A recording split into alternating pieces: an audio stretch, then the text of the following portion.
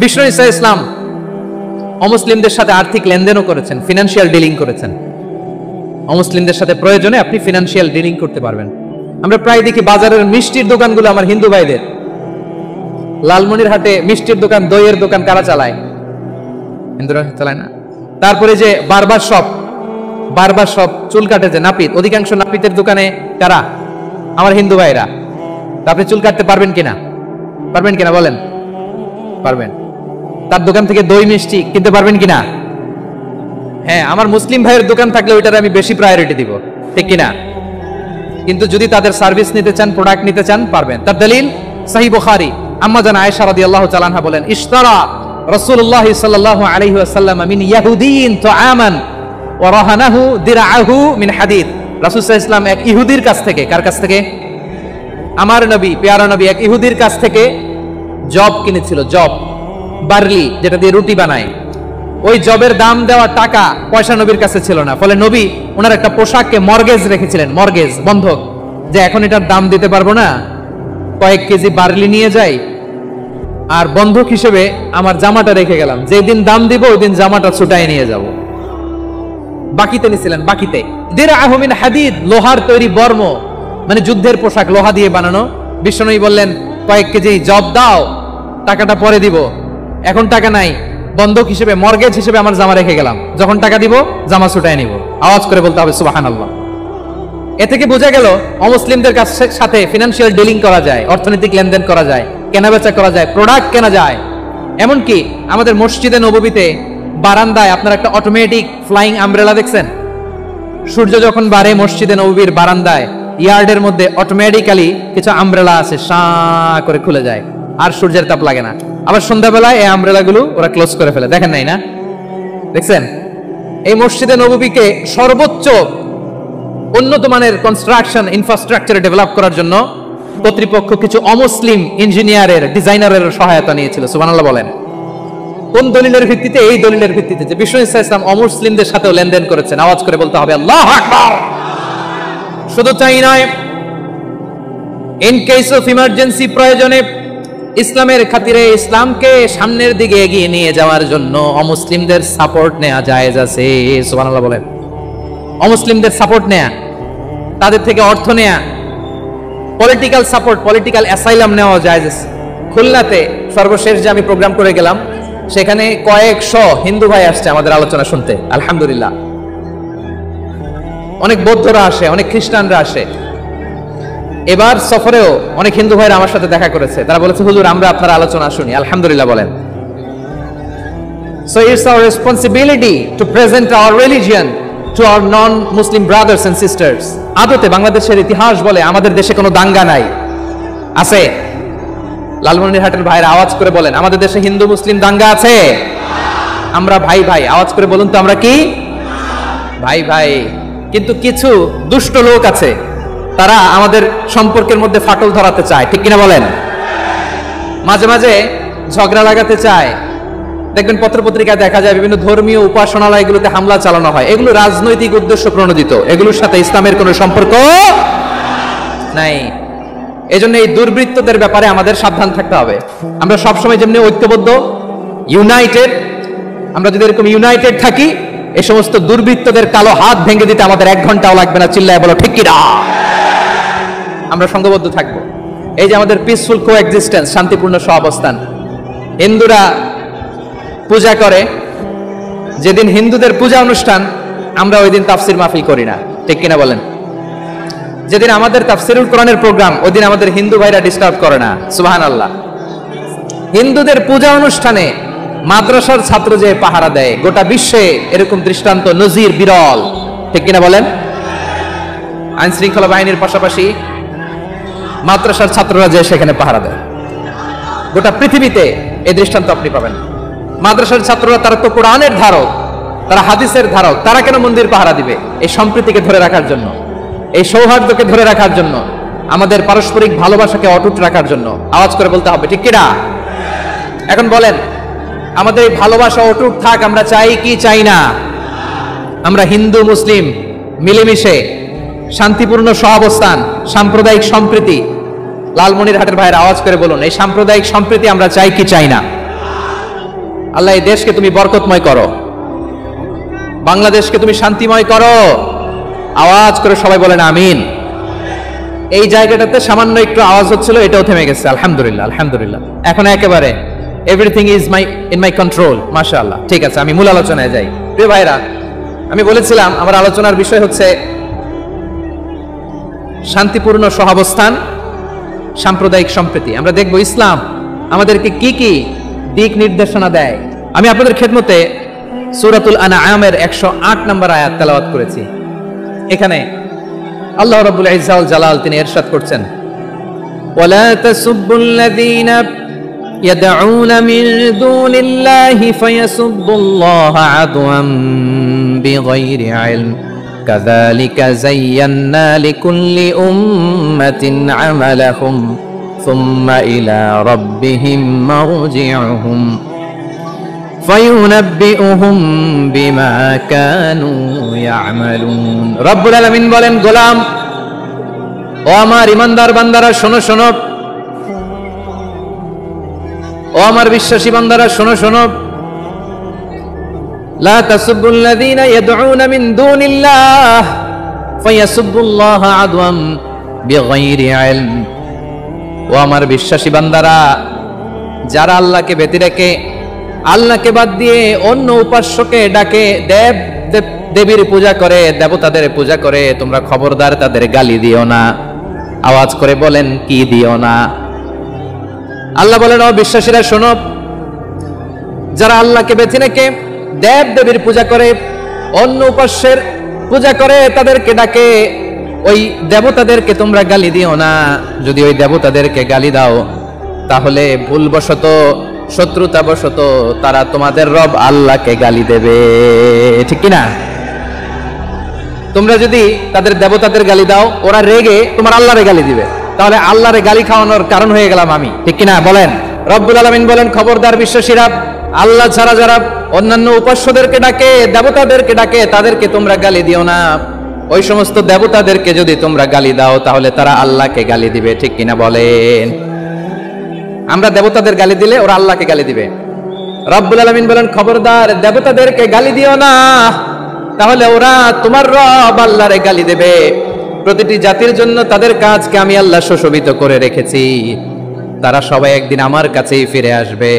এরপর আমি রব্বুল আলামিন তাদের আমলনামা তাদেরকে জানিয়ে দেব। সুবহানাল্লাহ পড়ে। অন্য ধর্মের দেবতাদেরকে যে গালি দেওয়া যাবে না, এই আদেশটা কার? আরো জোরে বলুন, কার? গালি দিবেন কোন দেবতাকে? দিবেন? যদি দেন তাহলে ওরা আল্লাহরে গালি দিবে, তাহলে আল্লাহরে গালি খাওয়াইলো কে? আপনি, ঠিক কিনা বলেন? আমি আল্লাহকে গালি খাওয়ানোর কারণ হলাম, কারণ আমি যদি গালি না দিতাম ওরা আমার রবকে গালি দিত না। আওয়াজ করে বলেন, ঠিক কিনা? তাহলে প্রিয় ভাইরা, ইসলাম আমাদেরকে শিখায়, সূরাতুল আনআমের 108 নম্বর আয়াত থেকে আমরা বুঝলাম কোন ধর্মকে ছোট করা যাবে না। অন্য ধর্মকে ছোট করা মানে ইসলামকে ছোট করা। অন্য ধর্মের দেবতাকে গালি দেওয়া মানে আল্লাহকে গালি খাওয়ানো। আওয়াজ করে বলেন, ঠিক কিনা? খবরদার, এটা করা যাবে না। আর অন্য ধর্মের দেবতাকে যদি আপনি গালি দেন, ওরা ইসলাম থেকে দূরে সরে যাবে। যাও ইসলামের প্রতি আকৃষ্ট হয়েছিল আর কোনোদিন ইসলামের ধারে কাছে আসবে না। আওয়াজ করে বলেন, ঠিক কিনা? এজন্য কখনো কোনোদিন অন্য ধর্মের দেবতাদেরকে গালি দেওয়া যাবে না।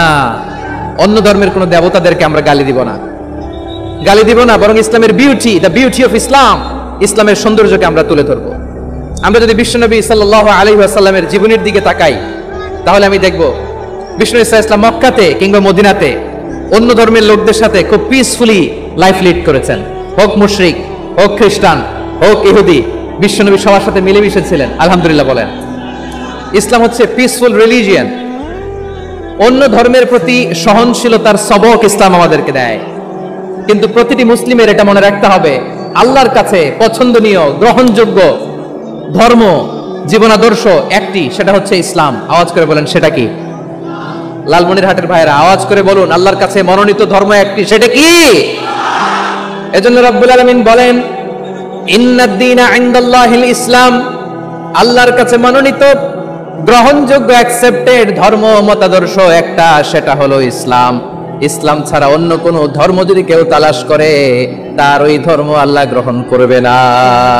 ওমাইয়াবতাগি গায়রাল الإسلام دينا فلن يقبل منه وهو في الآخرة من الخاسرين.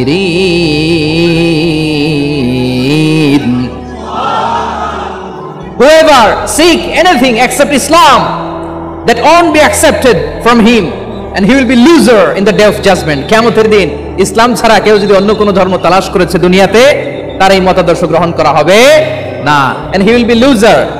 সে হবে লুজার, ক্ষতিগ্রস্ত, হাই কোম্পানির ম্যানেজার। ওর আমও শেষ, সালাও শেষ। আওয়াজ করে বলেন ঠিক কি না? এজন্য ইসলাম পেয়ে আমরা খুশি না বেজার? প্রত্যেক নামাজ শেষে আমরা আল্লাহরে বলি, আল্লাহ রাদিতু বিল্লাহি রাব্বা ওয়া বিল ইসলামি দীনা ওয়া বি মুহাম্মাদিন নাবিয়ান ওয়া রাসূলা। ও আল্লাহ, তোমারে রব হিসেবে পেয়ে আমরা খুশি। ও আল্লাহ, ইসলামকে ধর্ম হিসেবে পেয়ে আমরা খুশি।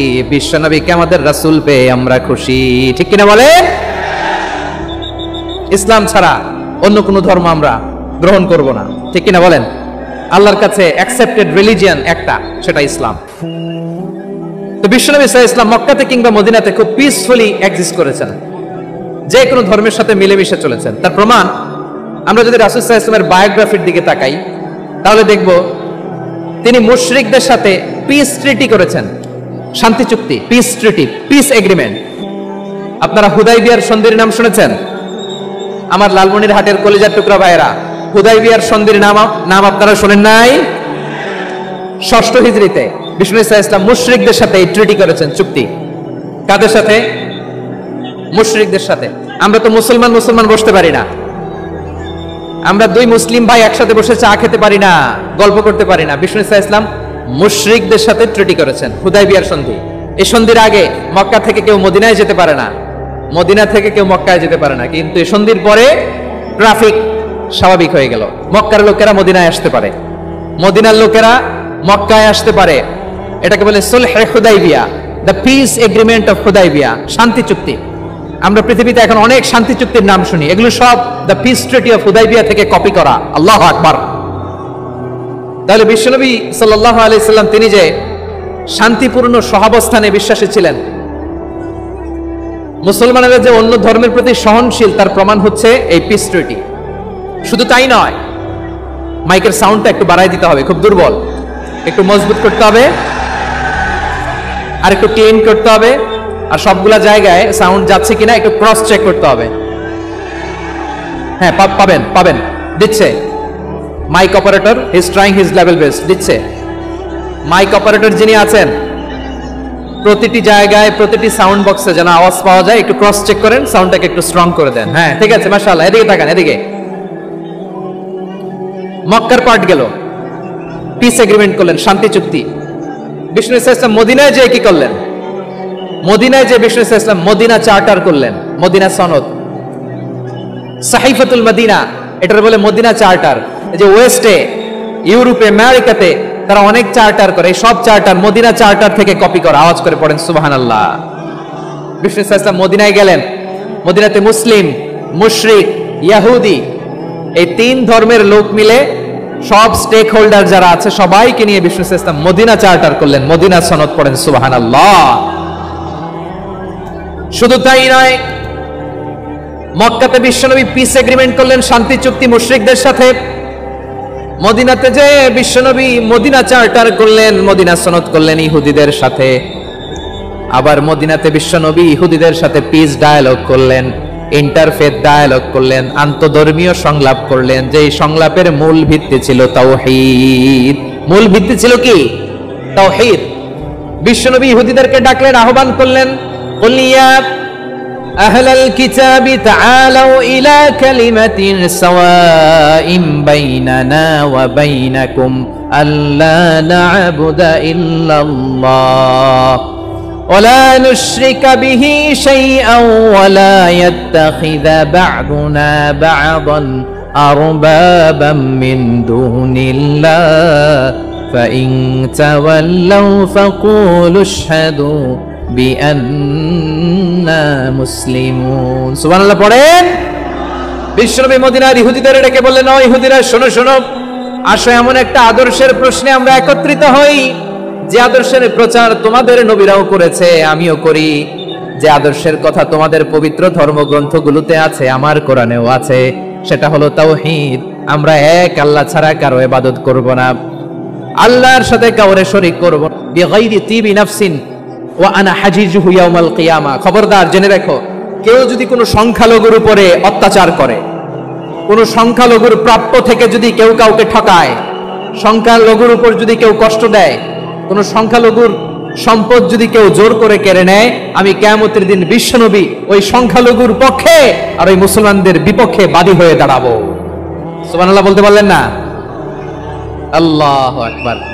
আপনি নামাজি, আপনি মুসল্লি, আপনি হাজী সাহেব, তাহাজ্জুদ পড়তে পড়তে কপালে দাগ ফেলে দিছেন, আপনার প্রতিবেশী হিন্দু, ভাবছেন আমার তো পাওয়ার আছে, ওর জমিটা দখল করি। বিশ্বনবী বলেন কিয়ামতের দিন ওই হিন্দুর পক্ষে তোর বিরুদ্ধে আমি বাদী হয়ে দাঁড়াবো। পৃথিবীর কোন ধর্মে এরকম স্টেটমেন্ট পাবেন? পাবেন? আপনি ভাবছেন আপনি নামাজ করলে হাজী সাহেব কপালে দাগ ফেলাই দিলে আপনি সালসালায়ে জান্নাতে চলে যাবেন না? খবরদার।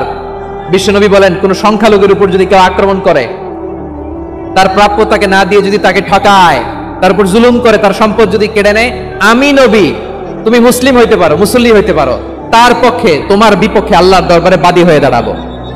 আচ্ছা লালমনিরহাটের ভাইরা, কথা বুঝতে পারলে আওয়াজ করে উত্তর দেন। বিশ্বনবী যদি কারোর বিপক্ষে দাঁড়ায় কিয়ামতের দিন, আই রিপিট, আমি আবারও বলছি, বিশ্বনবী যদি কিয়ামতের দিন কারোর বিপক্ষে দাঁড়ায়, ও তো সালসালায়ে জান্নাতি, তাই না? জান্নাতি না? যে নবীর সুপারিশ ছাড়া জান্নাতের গেটও দেখা যাবে না, ওই নবী যদি বলে তোর বিপক্ষে আমি বাদী হয়ে দাঁড়াবো, ওই জান্নাতে আর ঢোকার কোনো সুযোগ আমাদের থাকবে? এখানেই শেষ না আমার প্রিয় লালমনিরহাটের ভাইয়েরা, এখানেই শেষ নয়। বিশ্বনবী বলেন মান খাতালা মুআহাদান, বুখারীর বর্ণনা, মান খাতালা মুআহাদান লাম ইয়ারাহ রাইহাতাল জান্নাহ। কেউ যদি, কোন মুসলিম যদি অন্যায়ভাবে কোনো সংখ্যালঘুকে হত্যা করে, কোনো হিন্দুকে হত্যা করে, কোনো বৌদ্ধরে হত্যা করে, অন্যায়ভাবে কোনো মুসলিম যদি কোনো সংখ্যালঘুরে হত্যা করে, জান্নাতে যাওয়া তো দূরের কথা, ওই মুসলিম জান্নাতের ঘ্রাণও পাবে না। সেই বুখারীর বর্ণনা, মান খাতালা মুআহাদান লাম ইয়ারাহ রাইহাতাল জান্নাহ ওয়া ইন্না রিহাহা লা ইউজাদু মিন মাসিরাতি 40 আমা। যে জান্নাতের ঘ্রাণ 40 বছর দূরের রাস্তা থেকেই পাওয়া যায়। সুবহানাল্লাহ পড়েন। প্রিয় ভাইরা, এখান থেকে জান্নাতে পৌঁছতে লাগবে 40 বছর। এত দূর, কত বছর? সবাই বলেন কত বছর? এখান থেকে জান্নাতে পৌঁছতে লাগবে 40 বছর। এত দূরে থাকতেই জান্নাতের ঘ্রাণ আপনার নাকে এসে ধাক্কা মারবে। বিশ্বনবী বলেন যে ব্যক্তি কোন সংখ্যালঘুকে হত্যা করে, জান্নাতের ঘ্রাণ তো পাবেই, জান্নাতে তো ঢুকতে পারবেই না, জান্নাতের ঘ্রাণও তার নাকে লাগবে না। পড়েন না আউযুবিল্লাহ। তাহলে সংখ্যালঘুদের ব্যাপারে ইসলামে অধিকার দেয়া আছে না নাই? লালমনিরহাটের ভাইয়ের আওয়াজ করে বলেন, আমার সংখ্যালঘু হিন্দু ভাইদের রাইটস, অধিকার আমাদের ইসলামে প্রোটেক্টেড আছে না নাই? এখানেই শেষ না। বিষ্ণু ইসলাম আপনার অমুসলিম প্রতিবেশীর সাথে ভালো আচরণ করতে বলেছে। আমাদের হয় না এটা মুসলিম পাড়া, ওটা বৌদ্ধ পাড়া, হয় না? অনেক সময় হয় না এটা আমাদের মুসলিম পাড়া, ওইটা হিন্দু পাড়া, এরকম আছে না নাই? লালমনিরহাটে নাই না? আছে? হিন্দু যদি আপনার প্রতিবেশী হয় কি করবেন? ওরে কষ্ট দিবেন নাকি? কেন, ও তো হিন্দু, ও তো আমার আল্লাহরে ডাকে না, ওরে কষ্ট দিলে যায় যাবে না? খবরদার। বিষ্ণু ইসলাম বলেন মান কানা ইউমিনু বিল্লাহ ওয়াল ইয়াউমিল আখির ফালিউকরিম জারাহ। যে আল্লাহ বিশ্বাস করে আর আখিরাতে বিশ্বাস করে, সেজন্য প্রতিবেশীর সাথে ভালো আচরণ করে। সুবহানাল্লাহ। কলিজা জোড়ায় যায় না আমার নবীর কথাগুলো শুনলে? যে আল্লাহ বিশ্বাস করে, যে আখিরাতে বিশ্বাস করে, সেজন্য প্রতিবেশীর সাথে ভালো আচরণ করে। এখানে বলছে মুসলিম প্রতিবেশী বলছে, নামাজি প্রতিবেশী বলছে, আল্লাহওয়ালা প্রতিবেশী বলছে না। প্রতিবেশী আস্তিক হোক নাস্তিক হোক, প্রতিবেশী মুমিন হোক মুশরিক হোক, প্রতিবেশী হইলেই তার সাথে ভালো আচরণের দরকার আছে না নাই? আমার প্রিয় লালমনিরহাটের ভাইরা, বিষ্ণু ইসলাম ওনার ইহুদি প্রতিবেশীদের দেখাশোনা করতেন। আওয়াজ না শোনা যাক, আমারও তো দেখা যায়, আমারও তো দেখা যায়। তাকায় থাকেন, তাকায় থাকলে সওয়াব হবে। কোরআনের কথা যেখান থেকে হয় এদিকে তাকায় থাকলেই বরকত। তাকায় থাকেন। জি জি, মাইক, আমি তার মাইক ঠিক করতে আসি না এদিকে, এই মাইক ঠিক করবো, ওই মাইক ঠিক করবো, ওদিকে পাইলট বলবে হুজুর চলে আসেন। জি বসুন, বসুন, মাশাআল্লাহ। হ্যাঁ খুব শান্ত, ঠিক আছে। পুলিশ ভাইরা না খেয়ে দিনরাত আপনারা যাতে সুশৃঙ্খল একটা প্রোগ্রাম উপহার পান এটাই চেষ্টা করতেছে, আপনাদেরকে কষ্ট দিতে আসে নাই, একটু একটু সহযোগিতা করেন। জি মাশাআল্লাহ, হ্যাঁ ঠিক আছে। আমার প্রিয় ভাইরা, প্রতিবেশী আস্তিক হোক নাস্তিক হোক, মুসলিম হোক হিন্দু হোক, তার সাথে ভালো আচরণ করতে হবে। বিষ্ণু ইসা ইসলাম ওনার ইহুদি প্রতিবেশীর বাসায় যেতেন। কোন প্রতিবেশী? ইহুদি। আওয়াজ করে বলেন, কোন প্রতিবেশী? ইহুদি। এক ইহুদি কিশোর বিষ্ণু ইসা ইসলামের খেদমত করতে, ইহুদি ছেলে আমার নবীর খেদমত করতো, তারা ছিল নবীর প্রতিবেশী। তো অনেকদিন হয় ইহুদি ছেলেটা আসে না। বিষ্ণুনবী খোঁজ দিলেন, ঘটনা কি? একটা ইহুদি ছেলে না আমার খেদমতে আসতো, ছেলেটা কই? খোঁজ নিয়ে জানলেন ছেলেটা অসুস্থ। বিষ্ণু ইসা ইসলাম ওই ইহুদির বাড়িতে চলে গেলেন ওই ছেলেটাকে দেখা করার জন্য, ভিজিট করার জন্য। সুবহানাল্লাহ পড়বেন না? গেলেন, যে দেখে ইহুদি ছেলেটা মুমূর্ষ, জান জান যায় যায় ভাব, বিছানায় পড়ে আছে, তার বাবা দাঁড়ানো। বিশ্বনবী তার মাথার পাশে বসলেন, মাথায় হাত বুলিয়ে দিলেন, আর ছেলেটাকে বললেন, আসলিম, হে ইহুদি ছেলে, আসলিম, ইসলাম ধর্ম গ্রহণ করো। তো ছোট্ট ছেলে ভাবে আমরা ইহুদি, এখন ইসলাম ধর্ম গ্রহণ করলে আব্বা যদি বকা দেয়, ফানাযারা ইলা ওয়াজহি আবি, ছেলেটা তার বাবার চেহারার দিকে তাকালো, দেখে আব্বা কি কয়। আব্বা যদি বলে তাইলে ইসলাম ধর্ম গ্রহণ করব। ইহুদি ছেলেটা তার বাবার দিকে যখন তাকালো, ওর বাবা বলে, আতি আবুল কাসিম, আবুল কাসিম যা বলে তাই করো। আবুল কাসিম হচ্ছে বিষ্ণু ইসলামের একটা কুনিয়াত, উপনাম। আমার রাসূলের বড় ছেলের নাম ছিল কাসেম। যেমন দেখবেন আমাদের এলাকায় কারো ছেলের বড় ছেলের নাম যদি হয় আব্দুল্লাহ, এরা আব্দুল্লাহর বাপ বলে ডাকে। কারো বড় মেয়ের নাম যদি হয় ফাতেমা, এরা কি ডাকে? ফাতেমার বাপ বলে না? তো বিষ্ণু ইসলামের বড় ছেলের নাম ছিল কাসেম। ইহুদি বাবা বলল, আতি আবুল কাসেম, আবুল কাসেম যা বলে তাই শোনো, মানে মোহাম্মদ যা বলে তাই শোনো। এই কথা শুনে ছেলে সাহস পাইছে, ছেলে আবার পড়তে আরম্ভ করলো, আশহাদু আল্লাহ ইলাহা ইল্লাল্লাহ ওয়া আশহাদু আন্না মুহাম্মাদার রাসূলুল্লাহ, পড়েন আল্লাহু আকবার। বিশ্বনবীর আহ্বান শুনে ওই আহ্বানে সাড়া দিয়ে ইহুদি ছেলে শাহাদা পড়ে মুসলমান হয়ে গেল। তার হৃদয়টার ঈমানের নূর দিয়ে আলোকিত করে দিল কে? প্রিয় ভাইরা, এবার রাসূল সাল্লাল্লাহু আলাইহি ওয়াসাল্লাম বের হয়ে আসলেন ঘর থেকে, আর বললেন, আলহামদুলিল্লাহিল্লাযী আনকাযাহু মিনান নার, প্রশংসা সে আল্লাহর যে আল্লাহ জাহান্নামে চলে যাচ্ছিল প্রায় এমন একটা লোককে মুহূর্তের মধ্যে কালেমায়ে শাহাদাতের বদৌলতে জান্নাতি বানায় দিলেন। আওয়াজ করে পড়েন সুবহানাল্লাহ। এই হাদিস থেকে আমরা কি শিখলাম? What is the moral of the story? এক নম্বর স্টোরি হলো, প্রতিবেশী ইহুদি হোক হিন্দু হোক, যাবেন, সুসম্পর্ক রাখবেন, উপহার দিবেন, বিপদে পাশে দাঁড়াবেন, তাইলেই তো আপনাদের প্রতি, মুসলমানদের প্রতি তারা আকৃষ্ট হবে, ঠিক কিনা বলেন? আপনি যদি হিন্দুদের সাথে বৌদ্ধদের সাথে নাই মিশেন, নাস্তিকের কাছে নাই যান, তো ইসলামের সৌন্দর্যটা ওরা বুঝবে কেমনে? আমার অনেক হিন্দু পরিচিত ভাই আছে, ওরা আমাদের ইফতারের প্রোগ্রামে এসে একসাথে ইফতারি করে। অনেক মদখোর আমার সাথে বসে একসাথে ডিনার করে, হাফ প্যান্ট পরা, গলায় স্বর্ণের চেইন, হাতে স্বর্ণের ব্রেসলেট, আইসা আমার সাথে ডিনার করছে, আছে এরকম। গাঁজাখোর, আমি বলে আসো, welcome welcome to my dinner, আসো বসো, বসলেই তো আমি ওর ডিএনএ, চিন্তার ডিএনএ চেঞ্জ করে দেওয়ার সুযোগ পাবো, চিল্লায় বলো ঠিক কি না? আসতে হবে আমার কাছে। Hour door is open, the door of Islam is open 24/7। সব সময় আমাদের ইসলামের দরজা আমার অমুসলিম ভাইদের জন্য খোলা আছে, না নেই? এই হাদিস থেকে দুইটা শিক্ষা। এক নম্বর শিক্ষা, প্রতিবেশী মুসলিম হোক অমুসলিম হোক, যান, অসুস্থ হইলে একটু আপেল নিয়ে যান, আঙ্গুর নিয়ে যান, কমলা নিয়ে যান, তাদের সাথে ভালো আচরণ করেন। ইসলামের বিউটি দেখে, সৌন্দর্য দেখে অবাক হবে, নসিব ভালো হলে কোনোদিন কালিমা পড়ে মুসলমান হয়ে যাবে, ঠিক কিনা বলেন? তাহলে অমুসলিমের সাথে ভালো সম্পর্ক। বিশ্বনবী ইহুদির বাড়িতে গেলেন, ইহুদির বাড়ি, আর আমার মুসলমান ভাই আমার কাফের বলে, এরকম আছে না নাই? মুসলিমরা দেখতে পারে না, সহ্য করতে পারে। বিষ্ণু ইসলাম ইহুদির বাড়িতে গেলেন, এটা একটা শিক্ষা। আরেকটা শিক্ষা হলো, বিষ্ণু ইসলামের খাদেম ছিল ইহুদি, এতদিন খেদমত করলো, একদিনও বিশ্বনবী ওরা কালিমার দাওয়াত দেয় নাই। কারণ কি? বিশ্বনবী একটা ভালো সময়ের অপেক্ষা করতেছিলেন, প্রপার টাইমিং। দাঈর কাজ হচ্ছে দাঈ ইলাল্লাহ, সে হচ্ছে সুযোগ সন্ধানী। দাঈ সুযোগ খোঁজে, কখন দাওয়াত দিলে ব্যাটে বলে হবে, ঝোপ বুঝে কোপ মারে, ঠিক কিনা বলেন? বিষ্ণু ইসলাম ভালো সময়ের অপেক্ষা করতেছিলেন, দেখি ভালো সময় আসুক আসুক আসুক আসুক। আস্তে আস্তে এমন সময় আসছে, ছেলে এবার মুমূর্ষ। অসুস্থ ব্যক্তির হৃদয় অত্যন্ত নরম থাকে, হসপিটালে যখন কেউ যায় তার হৃদয়টা বড্ড নরম থাকে, মৃত্যুর ভয়ে তার অন্তরটা নরম থাকে, ঠিক কিনা বলেন? এই প্রপার টাইমিং এর অপেক্ষা করতেছিলেন। যখনই টাইমিং পেয়েছেন, দাওয়াত দিলেন, পড়ো লা ইলাহা ইল্লাল্লাহ, সুবহানাল্লাহ পড়েন সবাই। তাহলে ইসলাম অমুসলিম প্রতিবেশীর সাথে ভালো আচরণ করতে বলে, ইসলাম অমুসলিম মাতা পিতার সাথে ভালো আচরণ করতে বলে। মাতা পিতা যদি অমুসলিম হয় তাহলে ফেলে দিতে পারবেন? পারবেন? আমার লালমনিরহাটের ভাইরা, অনেক হিন্দু ছেলে আমাদের হাতে শাহাদা পড়ে মুসলিম হয়, কিন্তু ওর মা মুসলমান হয় নাই, বাবা হয় নাই, এরকম আছে না নাই? তো ও হয়েছে মুসলিম, মা বাপ হিন্দু, এখন মা বাপ কি বাদ?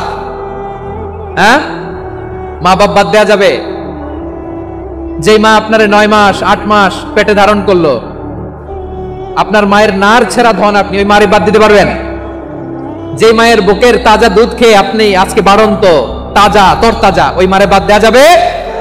মায়ের এক ধারে দুধের দাম, কাটিয়া গায়ের চাম, পাপোশ বানাইলে ঋণের শোধ হবে না, এমন দরদি হবে কেউ হবে না আমার মা গো। মায়ের এক ধারে দুধের দাম, কাটিয়া গায়ের চাম, পাপোশ বানাইলে ঋণের শোধ হবে না, এমন দরদি হবে কেউ হবে না আমার মা গো। ঠিক কিনা? মাকে তো বাদ দেওয়া যায় না। وقضى ربك ألا تعبدوا إلا إياه وبالوالدين إحسانا। আল্লাহ বলে অবধারিত দুইটা ভার্ডিক্ট তোমাদের জন্য, এক আল্লাহর ইবাদত করবা আর মা বাবার প্রতি ইহসান করবা। আদেশটা কার? মা বাবার প্রতি ইহসান করতে হবে। আমার মা হিন্দু হোক ভালো আচরণ করতে হবে, বৌদ্ধ হোক ভালো আচরণ করতে হবে। আমার যে সমস্ত হিন্দু ভাইয়েরা মুসলিম হয়েছে, তোমাদের মা বাবা এখনো মুসলমান হয় নাই, তাদের সাথে ভালো আচরণ করতে হবে। আপনাদের খেদমত নিজে করতে হবে অথবা খেদমতের ব্যবস্থা করাই দিতে হবে। মান্থলি যে খরচ লাগে এটা দিতে হবে। আরে তুমি এখন মুসলিম, তোমার মা বাবা হিন্দু, এখনই তো সুযোগ ইসলামের সৌন্দর্য দেখানোর। এখন মা বাবা যদি দেখে আরে এটা হিন্দু থাকতে তো বদমাইশ ছিল, বেয়াদব ছিল, কি এমন ধর্ম সে গ্রহণ করলো যেটা গ্রহণের সাথে সাথে সে পাল্টে গেল? কি এমন ধর্ম সে গ্রহণ করেছে যেটা তার জীবনকে আলোকিত করে দিয়েছে? নসিব ভালো হলে তারাও কালিমা পড়ে মুসলমান হয়ে যাবে। বিশ্ব ইসলামের স্ত্রীর নাম ছিল আয়েশা রাদিয়াল্লাহু তাআলা আনহা, আবু বকর রাদিয়াল্লাহু তাআলা আনহুর মেয়ে। আবু বকর রাদিয়াল্লাহু তাআলা আনহুর আরেক মেয়ের নাম হচ্ছে আসমা। কি নাম? দুজনই আবু বকর রাদিয়াল্লাহু তাআলা আনহুর মেয়ে, আসমা আর আয়েশা। নাম দুইটা কেমন লাগে? আসমা নামটা কেমন লাগে? আয়েশা নামটা কেমন লাগে? সবার ভালো লাগে নাই? নাম দুটো আপনাদের ভালো লাগে? লালমনিরহাটে অনাগত যদি কন্যা সন্তান হয়, যদি মনে চায় আসমা রেখে দিতে পারবেন, যদি মনে চায় আয়েশা রেখে দিয়েন। দেশে বিদেশে এয়ারপোর্টে রাস্তাঘাটে শুধু বলে হুজুর একটা নাম দেন, আমার ছেলের একটা নাম দেন, মেয়ের একটা নাম দেন। তো আমার মনে আছে যশোরের 8 দিনের মাহফিলে আমি একটা দুটা নাম দিয়েছিলাম। আজকে লালমনিরহাটের এই প্রোগ্রামে কন্যা সন্তান যদি হয় দুটা নাম দিলাম, আসমা কিংবা আয়েশা। ইনশাআল্লাহ পড়েন। দুজন বোন, এক মায়ের না, বাবা এক মা দুইজন। আয়েশা রাদিয়াল্লাহু তাআলা আনহার মায়ের নাম উম্মে রুমান, আর আসমা রাদিয়াল্লাহু তাআলা আনহার মায়ের নাম কুতাইলা বিনতে আব্দুল উজ্জা। আবু বকর রাদিয়াল্লাহু তাআলা আনহু 4টা বিয়ে করেছিলেন। একই ঘটনা ঘটেছে এই ফ্যামিলিতে। আসমা ইসলাম ধর্ম গ্রহণ করে মুসলিমা, কিন্তু তার মা কুতাইলা মুশরিকা। আই রিপিট, বোঝার জন্য আমি আবারও বলি, আসমা রাদিয়াল্লাহু তাআলা আনহা মুসলিমা, আর আসমার মা কুতাইলা, আওয়াজ করে বুঝে থাকলে বলেন, আসমার মা মুশরিকা। তার মানে মেয়ে মুসলিম, মা অমুসলিম। ভেজাল আছে না নাই? কিন্তু কুতাইলা আর ধৈর্য ধারণ করতে পারে না। নার ছেঁড়া ধন, কলিজার টুকরা সন্তান আসমারে দেখতে বড্ড মন চায়। সাইয়েদানা আসমা রাদিয়াল্লাহু তাআলা আনহা মক্কা থেকে হিজরত করে মদিনায় চলে গেলেন। হুদাইবিয়ার পর যখন মক্কা মদিনার ট্রাফিক স্বাভাবিক হলো, মক্কার লোক মদিনায় যায়, মদিনার লোক মক্কায় আসে। কুতাইলা কলিজার টুকরা সন্তান আসমারে দেখার জন্য কিছু উপহার নিয়ে বিশাল মরু পথ পাড়ি দিয়ে মক্কা থেকে মদিনায় যায়। সুবহানাল্লাহ বলেন। এখন মা আসছে মেয়ের সাথে দেখা করতে, মেয়ে তো আর দেখা দেয় না। মেয়ে ভাবছে আমার মা তো মুশরিকা, অপবিত্রা, তার সাথে কি দেখা দেয়া যাবে? বিশ্ব নবীর দরবারে চলে গেলেন। সুবহানাল্লাহ বলেন। কি সৌভাগ্যবান ছিল তারা! মাসলা জানার দরকার হলেই নবীর দরবারে চলে যেত। ঘরে বউয়ের সাথে ঝগড়া হলে নবীর দরবারে চলে যেত।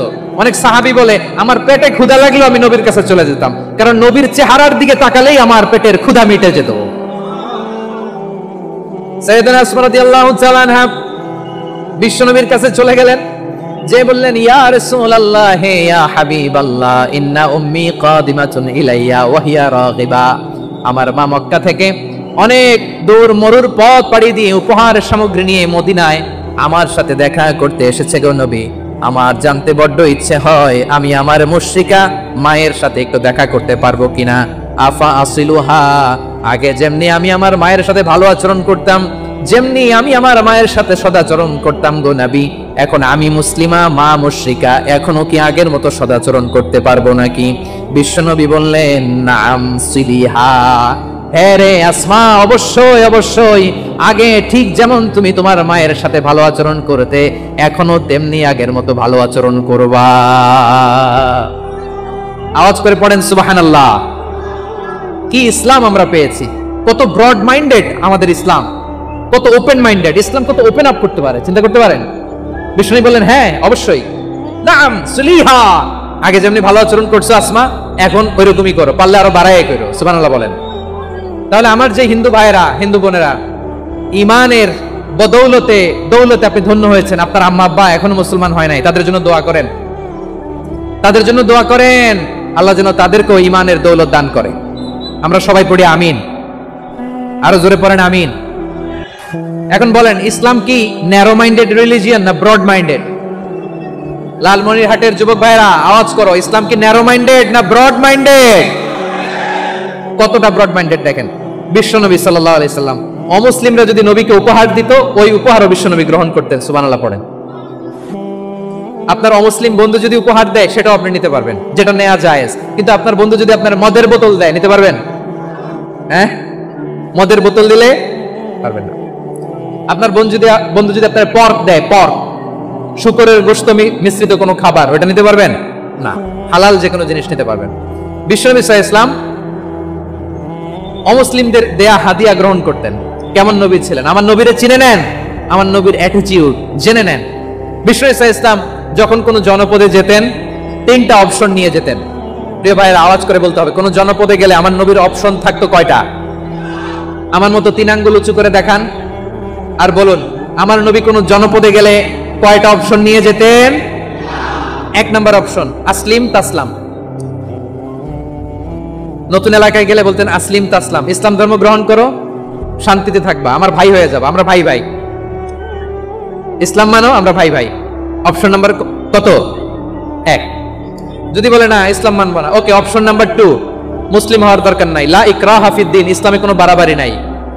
খ্রিস্টান আছো থাকো, বৌদ্ধ আছো থাকো, ইহুদি থাকতে চাও থাকো, কিন্তু আমরা যেহেতু রিজিওনাল সুপার পাওয়ার, আমাদের আন্ডারে থাকো, ট্যাক্স দিয়া থাকো, এটার বলে জিজিয়া। আলেম যারা আছেন বুঝবেন, এটার আরবিতে কি বলে? জিজিয়া। You pay us the tax, we will give you the security. তোমরা ট্যাক্স দিবা, আমরা সিকিউরিটি দিব, আমাদের আওতায় থাকবা, কেউ তোমাদেরকে আক্রমণ করতে পারবে না, আমরা নিরাপত্তা দিব। সুবহানাল্লাহ বলেন। এটা অপশন নাম্বার কত? আচ্ছা বুঝে থাকলে বলেন 1 নাম্বার অপশন কি ছিল? ইসলাম। ইসলাম মানো, শান্তিতে থাকবা, ভাই ভাই, আমরা ভাই ভাই। অপশন নাম্বার 2, ট্যাক্স দাও, আমরা নিরাপত্তা দিব, মুসলিম হওয়া লাগবে না। এখন 1 নাম্বারও মানে না, 2 নাম্বারও মানে না, মুসলিম হবো না, ভালো খ্রিস্টান থাকো, ট্যাক্স দাও, আমরা সিকিউরিটি দিব না, এটাও মানি না। বিষ্ণু বলেন তাহলে তলোয়ার আমাদের আর তোমাদের মাঝে ফয়সালা করবে, মুসলিমও হবো না, ট্যাক্স দিবা, নিরাপত্তা দিব, আমরা সুপার পাওয়ার, আমাদের আন্ডারে থাকবে, এটাও না, তাহলে তোমাদেরকে তো আমরা বিশ্বাস করতে পারি না, কখন না কখন বিশ্বাসঘাতকতা করো, কার সাথে মিলে হাত মিলাও, তলোয়ার আমাদের মাঝে ফয়সালা করবে। তখন তিনি জিহাদের সশস্ত্র সংগ্রামের ঘোষণা দিতেন। সুবহানাল্লাহ পড়েন। দেখেন পশ্চিমারা জিহাদকে এইভাবে চিত্রায়িত করে না, ওরা জিহাদ বলতে বোঝায় তলোয়ার, হাত কাটো, গলা কাটো না, জিহাদ সশস্ত্র সংগ্রাম 3 নম্বরে। অধিকাংশ ক্ষেত্রেই বিশ্বনবীর সুন্দর আচরণ দেখে, আরে আমার নবীর যে নুরানি চেহারা, অনেকে তো কেবল সির্ফ চেহারাটা দেখেই কালিমা পড়ে মুসলমান হয়ে গিয়েছে। যারা মুসলিম হয় নাই তারা তাদের ইসলামী বলবৎ ছিল, ট্যাক্স দিয়ে ইসলামের আন্ডারে ছিল। যারা এটাও মানে নাই ওইটাও মানে নাই, তাদের বিরুদ্ধে জিহাদ। বিষ্ণু ইসলাম 7ম হিজরিতে যখন খায়বার বিজয়ের পরে ইসলাম রিজিওনাল সুপার পাওয়ার হিসেবে আত্মপ্রকাশ করলো, বিশ্বনবী চিঠি লিখলেন অন্যান্য সুপার পাওয়ারের কাছে, রাষ্ট্রীয় চিঠি লেখে এক রাষ্ট্রপ্রধান আরেক রাষ্ট্রপ্রধানের কাছে, ঠিক কিনা বলেন? জানেন না আপনারা? এই যে 24-এর ছাত্র নাগরিক অভ্যুত্থানে, এই অভ্যুত্থান যখন শুরু হয় আমি তখন সাউথ আফ্রিকাতে একটা স্ট্যাটাস দিয়েছিলাম, কোটা নয় গোটা দেশ সংস্কার করা লাগবে। শুধু বাংলাদেশ নয়, সারা বিশ্বের বাংলা ভাষাভাষী লোকেরা এই আন্দোলনের সাথে সমর্থন তারা করেছে, এটাকে সাপোর্ট করেছে, তারা সমর্থন দিয়েছে। আমাদের ইউনাইটেড আরব আমিরাতের বাংলাদেশি ভাইরা তারা সেখানে রাস্তায় নেমে এসেছিল, জানেন? ওইখানে ডেমনস্ট্রেশন করা যায় না, সেখানকার সরকার তাদেরকে যাবজ্জীবন দিয়েছিল। তখন আমাদের এই যে প্রধান উপদেষ্টা ডক্টর মোহাম্মদ ইউনূস সরাসরি G2G বলে এটারে, G2G, government to government, G2G, উনি চিঠি লিখলেন যে তাদেরকে, ইউর হাইনেস, হে সম্মানিত আমির, আপনি আমার এই চিঠির কারণে আমার সম্মানে এই 53 জন বাংলাদেশিকে মাফ করে দেন। এই চিঠির বদৌলতে বেকসুর খালাস পেয়ে গিয়েছিল আমাদের ভাইরা, জানেন না এই ঘটনা আপনারা? তাহলে গভর্নমেন্ট টু গভর্নমেন্ট চিঠি দেওয়া হয়। 7ম হিজরিতে বিষ্ণু ইসলাম সব সুপার পাওয়ারের কাছে চিঠি দিলেন, রোমান সম্রাটের কাছে, পারস্য অধিপতির কাছে, মিশরের অধিপতির কাছে, সবার কাছে চিঠি লিখলেন। চিঠির ভাষা ছিল এরকম, মিন মুহাম্মাদিন রাসূলিল্লাহ ইলা মুকাওকিস আযীমিল কিবত, মুহাম্মদ রাসূলুল্লাহর পক্ষ থেকে মিশরের বাদশার কাছে, আসলিম তাসলাম, ইসলাম মানো শান্তিতে থাকবা, সালামুন আলা মান ইত্তাবা আল হুদা, শান্তি তার জন্য যে হেদায়েতের অনুসরণ করে। সুবহানাল্লাহ পড়েন। এই চিঠি অনেকে ভালোভাবে রিসিভ করেছে, অনেকে এই চিঠি পাওয়ার পরে নবীর কাছে আবার ইন রিটার্ন উপহার পাঠিয়েছে। কি পাঠিয়েছে? উপহার। মিশরের বাদশাহ মুকাওকিস তিনি বিশ্বনবীকে বিশাল এক উপহারের ডালি পাঠিয়েছেন। মিশরের বাদশাহ মুকাওকিস ছিলেন ধর্মে খ্রিস্টান। লালমনিরহাটের ভাইরা আওয়াজ করে বলেন, মিশরের বাদশাহ ধর্মে কি ছিল? খ্রিস্টান। কি উপহার দিয়েছিল আমার নবীকে? শুনতে মনে চায়? আওয়াজ নাই লালমনিরহাটের গলায়, শুনতে মনে চায়? 1000 স্বর্ণমুদ্রা, 1000 স্বর্ণমুদ্রা। 2টা খ্রিস্টান দাসী, একজনের নাম মারিয়া বিনতে শামাউন আল কিবতিয়া, আরেকজনের নাম সিরিন বিনতে শামাউন আল কিবতিয়া। একজন খ্রিস্টান দাস 20 থান কাপড় জামা বানানোর জন্য, আমরা নবী যেন সেলাই করে জামা বানাতে পারে এজন্য 20 থান কাপড়, 20 থান ফাইন গার্মেন্ট, সুবহানাল্লাহ বলবেন না? এরপরে একটা গাধা যেটার নাম ছিল ওফাইর, আর একটা খচ্চর, এটার নাম ছিল দুলদুল। খচ্চর চেনেন? গাধা আর ঘোড়ার ক্রসিং এ যে প্রাণীটা দুনিয়াতে আসে এটার খচ্চর বলে। তো এই যে সুপার পাওয়ার খ্রিস্টান বাদশার কাছে নবী চিঠি লিখলেন, ওই খ্রিস্টান বাদশা আমার নবীকে উপহার দিল, বিশ্বনবী এই উপহারগুলো সানন্দে গ্রহণ করেছে। সুবহানাল্লাহ পড়বেন না? তাহলে অমুসলিম কেউ যদি আপনাকে উপহার দেয়, হালাল উপহার হলে আপনি গ্রহণ করতে পারবেন। অনুরূপভাবে পারস্যের বাদশা, রোম সম্রাট বিশ্বনবীকে উপহার পাঠিয়েছেন, আমার নবী সবগুলো উপহার গিফট গ্রহণ করেছেন। সুবহানাল্লাহ বলেন। তাহলে প্রিয় লালমনিরহাট আওয়াজ করে বলুন, ইসলাম কি ন্যারো মাইন্ডেড রিলিজিয়ন না ব্রড মাইন্ডেড? আম্মাজান আয়েশার কাছে মাসালা জানতে চায় মেয়েরা, হে আম্মাজান, অগ্নি উপাসকেরা তাদের ঈদের দিন নওরোজের সময় আমাদেরকে পাখি দেয়, নেওয়া যাবে? উনি বললেন, ওরা জবাই করে দিলে নেওয়া যাবে না, কিন্তু ওরা যদি ফলমূল এরকম খাবার দেয় এগুলো নেওয়া যাবে। তার মানে অমুসলিমদের দেয়া উপহার এটা গ্রহণ করা যায়। সুবহানাল্লাহ বলেন। শুধু তাই নয়, বিষ্ণু ঈসা ইসলাম অমুসলিমদের সাথে আর্থিক লেনদেনও করেছেন, ফিনান্সিয়াল ডিলিং করেছেন। অমুসলিমদের সাথে প্রয়োজনে আপনি ফিনান্সিয়াল ডিলিং করতে পারবেন। আমরা প্রায় দেখি বাজারের মিষ্টির দোকানগুলো আমার হিন্দু ভাইদের। লালমনিরহাটে মিষ্টির দোকান, দইয়ের দোকান কারা চালায়? হিন্দুরা চালায় না? তারপরে যে বারবার শপ, চুল কাটে যে নাপিত, অধিকাংশ নাপিতের দোকানে কারা? আমার হিন্দু ভাইরা। আপনি চুল কাটতে পারবেন কিনা? পারবেন কিনা বলেন? পারবেন। তার দোকান থেকে দই মিষ্টি কিনতে পারবেন কিনা? হ্যাঁ, আমার মুসলিম ভাইয়ের দোকান থাকলে ওইটারে আমি বেশি প্রায়োরিটি দিব, ঠিক কিনা? কিন্তু যদি তাদের সার্ভিস নিতে চান, প্রোডাক্ট নিতে চান, পারবেন। তার দলিল সহিহ বুখারী, আম্মা জান আয়েশা রাদিয়াল্লাহু তাআলা আনহা বলেন, ইশতারা রাসূলুল্লাহ সাল্লাল্লাহু আলাইহি ওয়াসাল্লাম মিন ইয়াহুদিয়িন তুআমান ওয়া রাহানাহু দিরআহু মিন হাদিদ। রাসূল সাল্লাল্লাহু আলাইহি ওয়াসাল্লাম এক ইহুদির কাছ থেকে, কার কাছ থেকে? সবাই বলে নাই কার কাছ থেকে? আমার নবী, প্যারা নবী এক ইহুদির কাছ থেকে জব কিনেছিল, জব, বার্লি, যেটা দিয়ে রুটি বানায়। ওই জবের দাম দেওয়া টাকা পয়সা নবীর কাছে ছিল না, ফলে নবী ওনার একটা পোশাককে মর্গেজ রেখেছিলেন, মর্গেজ, বন্ধক, যে এখন এটার দাম দিতে পারবো না, কয়েক কেজি বার্লি নিয়ে যাই, আর বন্ধক হিসেবে আমার জামাটা রেখে গেলাম, যেদিন দাম দিব ওই দিন জামাটা ছুটাই নিয়ে যাব। সুবহানাল্লাহ বলবেন না? বাকিতে নিছিলেন, বাকিতে। দিরআহু মিন হাদিদ, লোহার তৈরি বর্ম, মানে যুদ্ধের পোশাক, লোহা দিয়ে বানানো। বিশ্বনবী বললেন কয়েক কেজি জব দাও, টাকাটা পরে দিব, এখন টাকা নাই, বন্ধক হিসেবে, মর্গেজ হিসেবে আমার জামা রেখে গেলাম, যখন টাকা দিব জামা ছুটায় নিব। আওয়াজ করে বলতে হবে সুবহানাল্লাহ। এ থেকে বোঝা গেল অমুসলিমদের সাথে ফিনান্সিয়াল ডিলিং করা যায়, অর্থনৈতিক লেনদেন করা যায়, কেনাবেচা করা যায়, প্রোডাক্ট কেনা যায়। এমনকি আমাদের মসজিদে নববীতে বারান্দায় আপনারা একটা অটোমেটিক ফ্লাইং আমব্রেলা দেখছেন? সূর্য যখন বাড়ে মসজিদে নববীর বারান্দায় ইয়ার্ডের মধ্যে অটোমেটিক্যালি কিছু আমব্রেলা আছে, সা করে খুলে যায়, আর সূর্যের তাপ লাগে না। আবার সন্ধ্যাবেলায় এই আমব্রেলাগুলো ওরা ক্লোজ করে ফেলে, দেখেন নাই না? দেখছেন? এই মসজিদে নববীকে সর্বোচ্চ উন্নত মানের কনস্ট্রাকশন ইনফ্রাস্ট্রাকচার ডেভেলপ করার জন্য কর্তৃপক্ষ কিছু অমুসলিম ইঞ্জিনিয়ারের, ডিজাইনারের সহায়তা নিয়েছিল। সুবহানাল্লাহ বলেন। কোন দলিলের ভিত্তিতে? এই দলিলের ভিত্তিতে যে বিষ্ণু ঈসা ইসলাম অমুসলিমদের সাথেও লেনদেন করেছেন। আওয়াজ করে বলতে হবে আল্লাহু আকবার। শুধু তাই নয়, ইন কেস অফ ইমার্জেন্সি, প্রয়োজনে ইসলামের খাতিরে ইসলামকে সামনের দিকে এগিয়ে নিয়ে যাওয়ার জন্য অমুসলিমদের সাপোর্ট নেওয়া জায়েজ আছে। সুবহানাল্লাহ বলেন। অমুসলিমদের সাপোর্ট নেয়া, তাদের থেকে অর্থ নেয়া, পলিটিক্যাল সাপোর্ট, পলিটিক্যাল অ্যাসাইলাম নেওয়া জায়েজ আছে। আমার ভাইয়েরা, বিশ্বনবীর বয়স তখন প্রায় 51 বছর। কত বছর?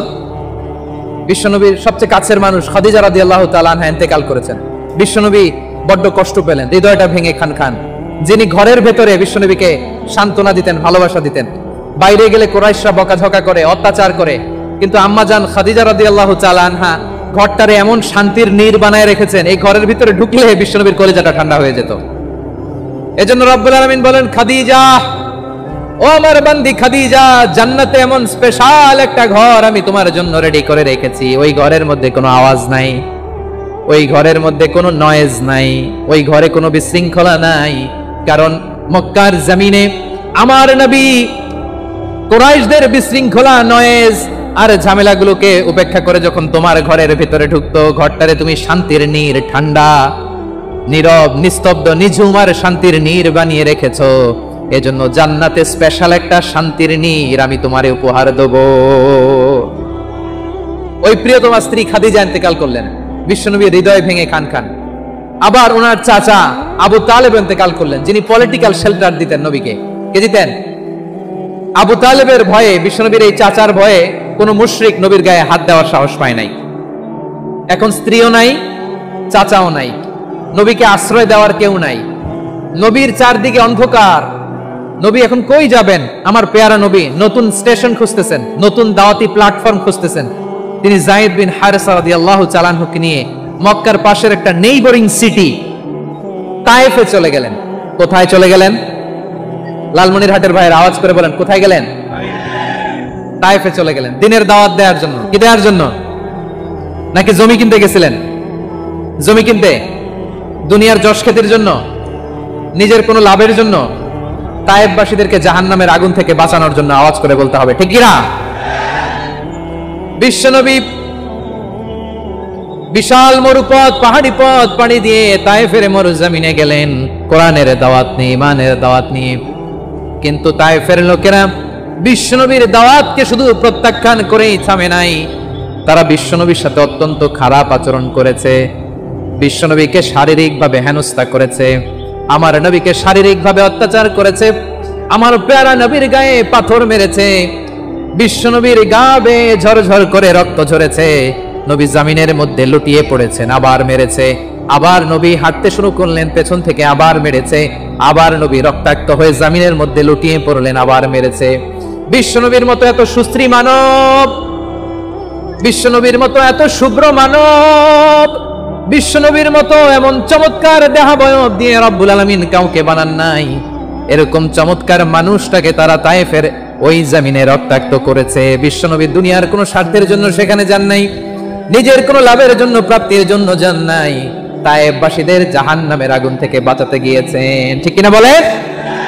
খেয়ে না খেয়ে দিন প্রচারের কাজে নিজেকে দিয়েছ বিলিয়ে, তায়েফের কাফিরেরা চিনল না সে আলো, দুষ্ট ছেলেদের পিছু দিল লেলিয়ে, পাথরের আঘাতে ক্ষত বিক্ষত হয়ে সারা শরীর থেকে রক্ত ঝরে।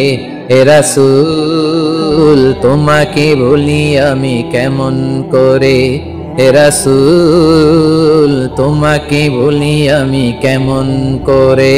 পারেন না আপনারা?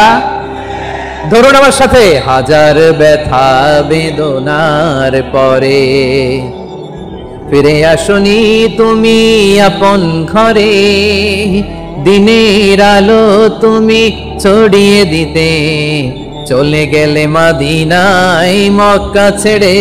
হে রাসূল তোমাকে বলি আমি কেমন করে, হে রাসূল তোমাকে বলি আমি কেমন করে। ঠিক কিনা বলেন? প্রিয় ভাইরা, তায়েফের ছেলেরা নবীকে রক্তাক্ত করলো। আমার নবী কই যাবে? কই যাবে? মক্কায় জায়গা নাই, তায়েফে জায়গা নাই। তায়েফ থেকে ভারাক্রান্ত মন নিয়ে আমার নবী মক্কায় ফিরে আসলেন। বিশ্ব নবী মক্কায় ঢুকতে পারেন না। মক্কার মরুভূমির দিকে তাকিয়ে, উপত্যকার দিকে তাকিয়ে বিশ্বনবী ধা ধা করে কাঁদেন, ঝরঝর করে। নবীর চেহারা মোবারক থেকে চোখের পানিগুলো বেয়ে বেয়ে পড়ে। আমার জন্মস্থান, আমার শৈশব, কৈশোর, যৌবন কেটেছে এই মক্কায়। আমার এলাকায় আমি ঢুকতে পারি না। বিশ্বনবী মক্কার অনতি দূরে দাঁড়িয়ে জায়েদকে পাঠালেন, জায়েদ যাও দেখো কেউ আমাকে সাপোর্ট করার মতো আছে কিনা, যাও অমুকের কাছে যাও। জায়েদ গেলেন, তারাও প্রত্যাখ্যান করে ফিরিয়ে দেয়। বিশ্বনবী বললেন যাও অমুক লোকের কাছে যাও, তিনিও প্রত্যাখ্যান করে ফিরিয়ে দিলেন। কেউ বিশ্বনবীকে আশ্রয় দিতে রাজি হয় না। নিজ জন্মভূমিতে বিতাড়িত বিশ্বনবী সর্বশেষ বিশ্বনবী বললেন যাও মুতঈম ইবনে আদির ঘরে যাও। মুতঈম ইবনে আদি মুশরিক, তার কাছে যাও। গেলেন, মুতঈম ইবনে আদি রাজি হয়ে গেল। সুবহানাল্লাহ বলেন। দেখেন অনেক বিপদের সময়ও আমি নিজে সাক্ষী, সামাজিকভাবে রাজনৈতিকভাবে কত ঝঞ্ঝা, কত ষড়যন্ত্র, কত কনস্পাইরেসি পাড়ি দিয়ে আমাদেরকে সামনে এগিয়ে যেতে হয়। এই শত্রুদের ভেতরেও একজনকে দাঁড় করিয়ে দেয় যে আল্লাহর কোরআনের জন্য রেডি হয়ে যায়। করেন সুবহানাল্লাহ। মুতঈম ইবনে আদি, আল্লাহ তার মনকে নরম করে দিলেন। মুতঈম বলে মুহাম্মদ আমি তোমাকে আশ্রয় দিব। তার দুই ছেলেকে পাঠালেন, যাও খোলা তলোয়ার নিয়ে, স্কট দিয়ে, গার্ড অফ অনার দিয়ে মুহাম্মদকে মক্কায় ঢুকাও আর বলো আমি আমান দেব। আমান কি দিব? আমান মানে সিকিউরিটি, নিরাপত্তা। সিকিউরিটি ছাড়া, আমান দেওয়া ছাড়া কেউ থাকতে পারতো না মক্কায়। দুই ছেলে বিষ্ণু ইসলামকে নিয়ে আসলো। নবী কাবার চারদিকে তাওয়াফ করলেন, নামাজ পড়লেন। আবু জাহেল, উতবা, শাইবা, ওয়ালিদ ইবনে মুগিরা সবাই দেখে, কেউ কিছু করতে পারে না। কারণ মুতঈম ইবনে আদি ঘোষণা দিয়েছেন আমি মুহাম্মদকে আমান দিয়েছি, মুহাম্মদের গায়ে যেন কেউ স্পর্শ না করে। আওয়াজ করে পড়েন সুবহানাল্লাহ। নবীর এই বিপদকালে মুহূর্তে মুতঈমের হৃদয়টারে নরম করে দিল কে? আচ্ছা লালমনির হাটের ভাইরা বলেন, এই মুতঈম কি মুসলিম ছিল না মুশরিক? সবাই বলতে হবে মুসলিম না মুশরিক? তাহলে মুশরিকের কাছ থেকে নবী পলিটিক্যাল অ্যাসাইলাম, আধুনিক রাষ্ট্রবিজ্ঞানের ভাষায় পলিটিক্যাল অ্যাসাইলাম যেটাকে বলে, রাজনৈতিক আশ্রয়, উনার আমান বা নিরাপত্তার এই ঘোষণায় তিনি মক্কায় ঢুকলেন। যতদিন নিরাপত্তা ছিল ছিলেন। মুতঈম যখন মারা গেল বিষ্ণু ইসলাম হিজরত করে মদিনায় চলে গেলেন। সুবহানাল্লাহ। কিন্তু মুতঈম যে বিশ্বনবীর উপকার করছে এটা বিশ্বনবী ভুলে নাই। আমাদের অনেকে আছে উপকার করার পরে আর খেয়াল থাকে না, খাওয়ার পরে গলা দিয়ে নামলে আর খেয়াল থাকে না। এরকম আছে না নাই?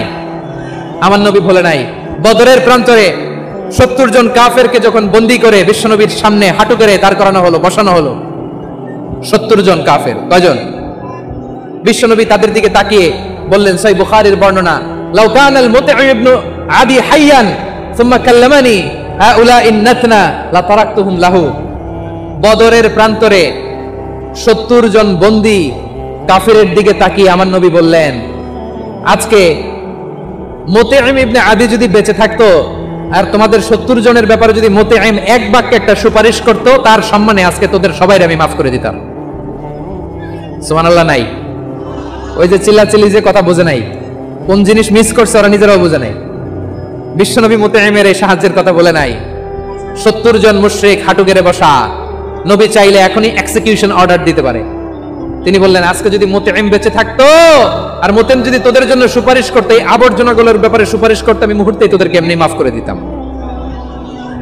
এবার বলেন ইসলাম কি ন্যারো মাইন্ডেড না ব্রড মাইন্ডেড? শুধু তাই নয়, যাকে যে সম্মান দেয়ার আমার নবী দিতেন, হোক আস্তিক হোক নাস্তিক, হোক মুসলিম হোক অমুসলিম।